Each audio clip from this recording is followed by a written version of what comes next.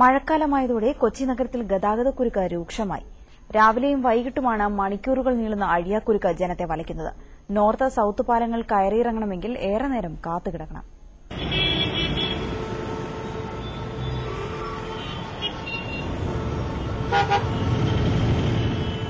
കൊച്ചി നല്ല സ്മാർട്ടായി വികസിക്കുകയാണ്. പുതിയ പദ്ധതികളുടെ പ്രവാഹം, ഷോപ്പിംഗ് മാളുകളുടെയും കൂറ്റൻ കെട്ടിടങ്ങളുടെയും വൻ നിര, പുതുവാഹനങ്ങളുടെ ഒഴുക്ക്.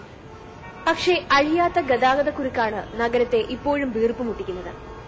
മഴക്കാലം എത്തിയതോടെ റോഡുകളിൽ മുഴുവൻ ഗട്ടറുകൾ രൂപപ്പെട്ടു. വിദ്യാലയങ്ങൾ തുറക്കുക കൂടി ചെയ്തതോടെ തിരക്ക് രൂക്ഷമായി. നോർത്ത് സൌത്ത് ഓവർ ബ്രിഡ്ജുകളിലാണ് ഗതാഗത തിരക്ക് ഏറ്റവും രൂക്ഷം. രാവിലെ 9 മണിക്ക് മുറുകുന്ന കുരുക്കഴിയാൻ പിന്നെ 2 മണിക്കൂർ കഴിയണം. വൈകിട്ട് 4 മുതലുള്ള അവസ്ഥയും ഇതുതന്നെ. കാൽനട യാത്രക്കാർക്കും പെടാപ്പാട്. ഭയങ്കര ബുദ്ധിമുട്ടാണ്. കാരണം അപകടം എപ്പോഴും ഒന്നതിൽ സൈഡിൽ കൂടെ പോകുന്ന കാന തന്നെ ഇടിച്ചാണ്. എപ്പോഴാണ് കാനയിലേക്ക് വീണ്ടെന്നൊന്നും പറയാൻ പറ്റില്ല. അപ്പോൾ പിന്നെ കാൽനടക്കാരാണ് ഏറ്റവും ഇതിൽ ബുദ്ധിമുട്ട് അനുഭവിക്കുന്നത്. വളരെയധികം ബുദ്ധിമുട്ടാണ്.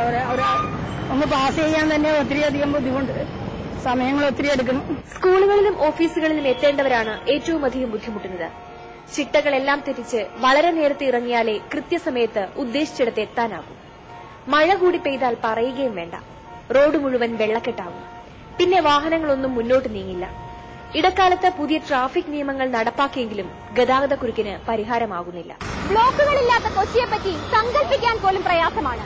ഈ അഴിയാക്കുരുക്ക് പരിഹരിക്കുന്നതിന് ഉടൻ തന്നെ നടപടികൾ ഉണ്ടാവും എന്ന പ്രതീക്ഷയോടെ ഈ ബ്ലോക്കിൽപ്പെട്ടു പോകുന്ന സഹ ബ്ലോക്കുകാരുടെ എല്ലാം ദുഃഖം പങ്കുവച്ചുകൊണ്ട് ക്യാമറാമാൻ രമേശ് മണിക്കൊപ്പം പാർവതി കുര്യാക്കോസ്, മനോരമ ന്യൂസ്.